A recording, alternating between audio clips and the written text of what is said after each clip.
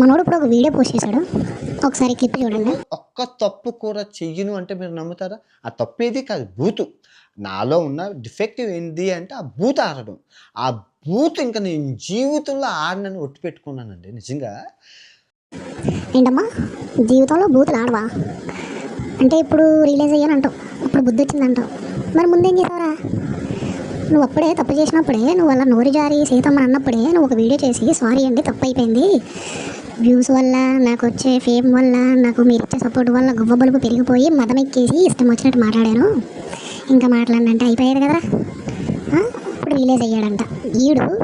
ఎంత ఊసర వెళ్ళినా కూడా కంటే నెగిటివిటీని కూడా క్యాష్ చేసుకోవాలని చూసే ఎదవీడు. వీడికి డబ్బు వస్తే చాలు ఏదన్నా చేస్తాడు, ఎవడదన్నా ఇప్పుడు చేస్తాడు. ఇప్పుడు వచ్చి వీడు సారీ అంట. ఎవ్వడో నమ్మొద్దు, వీడిని నమ్మామంటే మనం అస్సాం అయిపోతాం. వీడు పెద్ద ఊసర వెళ్ళినా కొడుకేడు.